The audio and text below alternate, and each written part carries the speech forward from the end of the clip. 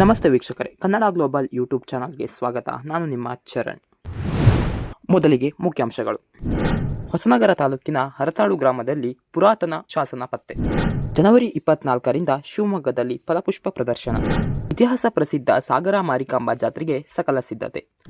ಸಂಸದ BY ರಾಘವೇಂದ್ರ ಪ್ರಯಾಣಿಸುತ್ತಿದ್ದ car ಅಪಘಾತ.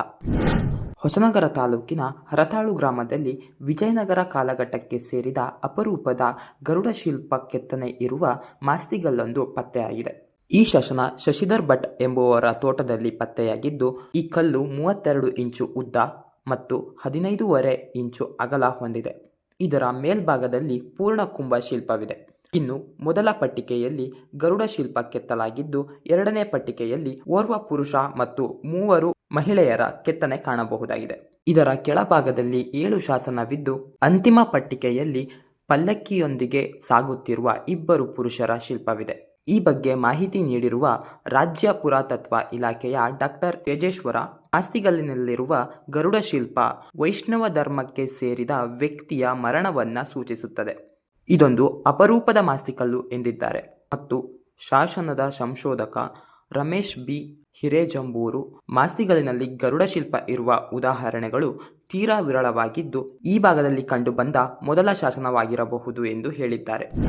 ಜನವರಿ 24ರಿಂದ 27ರವರೆಗೆ ಶಿವಮೊಗ್ಗದ ಫ್ರೀಡಂ ಪಾರ್ಕ್ನಲ್ಲಿ ಪುಷ್ಪಸಿರಿ 63ನೇ ಫಲಪುಷ್ಪ ಪ್ರದರ್ಶನ ಆಯೋಜಿಸಲು ಜಿಲ್ಲಾಡಳಿತ ಅಂತಿಮ ಹಂತದ ಸಿದ್ಧತೆ ಮಾಡಿಕೊಳ್ಳುತ್ತಿದೆ. ಒಂದೇ ಸೂರಿನಡಿ ಫಲಪುಷ್ಪ ಸ್ವಸಹಾಯ ಗುಂಪುಗಳ ಮಹಿಳೆಯರು ತಯಾರಿಸಿದ ಕರಕುಶಲ ವಸ್ತುಗಳ ಪ್ರದರ್ಶನ ಹಾಗೂ ಮಾರಾಟ ಮೇಳ, ಮಲೆನಾಡ ಕರಕುಶಲ ಉತ್ಸವ, ಸಿರಿಧಾನ್ಯ ಮೇಳ ನಡೆಯಲಿದೆ ಎಂದು ಜಿಲ್ಲಾ ಪಂಚಾಯತ್ CEO N. ಹೇಮಂತ್ ತಿಳಿಸಿದ್ದಾರೆ. ಜಿಲ್ಲಾ ಪಂಚಾಯತ್, ತೋಟಗಾರಿಕಾ ಇಲಾಖೆ ಹಾಗೂ ಜಿಲ್ಲಾ ಉದ್ಯಾನ ಕಲಾ ಸಂಘದ ಸಹಯೋಗದಲ್ಲಿ ಆಯೋಜಿಸಿರುವ ಮಲೆನಾಡು ಕರಕುಶಲ ಉತ್ಸವ ಹಾಗೂ ಪುಷ್ಪಸಿರಿ ವೀಕ್ಷಣೆಗೆ ಸಾರ್ವಜನಿಕರಿಗೆ ಉಚಿತ ಪ್ರವೇಶ ಕಲ್ಪಿಸಲಾಗಿದೆ. ಈ 4 ದಿನ ಬೆಳಿಗ್ಗೆ 10ರಿಂದ ರಾತ್ರಿ 9ರವರೆಗೆ ವೀಕ್ಷಣೆಗೆ ಅವಕಾಶವಿದೆ. ಸಾಗರದಲ್ಲಿ ಫೆಬ್ರವರಿ 3ರಿಂದ 11ರವರೆಗೆ ನಡೆಯುವ ಇತಿಹಾಸ ಪ್ರಸಿದ್ಧ ಶ್ರೀ ಮಾರಿಕಾಂಬಾ ಜಾತ್ರೆ 9 ದಿನಗಳ ಕಾಲ ನಡೆಯಲಿದ್ದು, 25 ಲಕ್ಷಕ್ಕೂ ಅಧಿಕ ಭಕ್ತಾದಿಗಳು ಪಾಲ್ಗೊಳ್ಳುವ ನಿರೀಕ್ಷೆಯಲ್ಲಿದೆ. ಈ ಹಿನ್ನೆಲೆಯಲ್ಲಿ ಬರುವ ಭಕ್ತಾದಿಗಳಿಗೆ ಅನಾನುಕೂಲವಾಗದಂತೆ ಅಗತ್ಯ ಕ್ರಮಗಳನ್ನು ಕೈಗೊಳ್ಳಲಾಗಿದೆ. ಮೂಲಭೂತ ಸೌಕರ್ಯಗಳಿಗೆ ಯಾವುದೇ ತೊಂದರೆ ಬಾರದಂತೆ ನೋಡಿಕೊಳ್ಳಬೇಕಾದದ್ದು ನಮ್ಮೆಲ್ಲರ ಜವಾಬ್ದಾರಿ. ಜಾತ್ರೆಗೆ ಸಂಬಂಧಿಸಿದಂತೆ ಸಕಲ ಸಿದ್ಧತೆ ನಡೆಸಿದೆ ಎಂದು ಶಾಸಕ ಹಾಗೂ ಅರಣ್ಯ ಕೈಗಾರಿಕಾ ನಿಗಮದ ಅಧ್ಯಕ್ಷ ಬೇಳೂರು ಗೋಪಾಲಕೃಷ್ಣ ಇವರು ಹೇಳಿದ್ದಾರೆ. ಶಿವಮೊಗ್ಗ ಜಿಲ್ಲೆಯ ಸಂಸದರಾದ BY ರಾಘವೇಂದ್ರ ಪ್ರಯಾಣಿಸುತ್ತಿದ್ದ ಕಾರು ಅಪಘಾತಗೊಂಡಿದೆ. ಈ ಅಪಘಾತದಲ್ಲಿ ಸಣ್ಣ ಪುಟ್ಟ ಗಾಯಗಳಾಗಿದ್ದು, BY ರಾಘವೇಂದ್ರ ಅವರು ಪ್ರಾಣಾಪಾಯದಿಂದ ಪಾರಾಗಿದ್ದಾರೆ ಎಂದು ತಿಳಿದುಬಂದಿದೆ.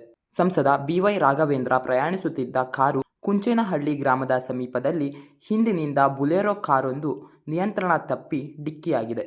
ಇದರಿಂದಾಗಿ ಕಾರು ಹಾನಿಯಾಗಿದ್ದು, ಅದರಲ್ಲಿದ್ದ ಸಂಸದ BY ರಾಘವೇಂದ್ರ ಸಣ್ಣ ಪುಟ್ಟ ಗಾಯಗಳಿಂದ ಪ್ರಾಣಾಪಾಯದಿಂದ ಪಾರಾಗಿದ್ದಾರೆ. ಕಾರಿಗೆ ಹಾನಿಯಾಗಿದ್ದರಿಂದ ಸಂಸದ BY ರಾಘವೇಂದ್ರ ಇತರ ಸಿಬ್ಬಂದಿಗಳು ಮತ್ತೊಂದು ಕಾರಿನಲ್ಲಿ ತಮ್ಮ ಪ್ರಯಾಣ ಮುಂದುವರಿಸಿದರು ಎನ್ನಲಾಗಿದೆ.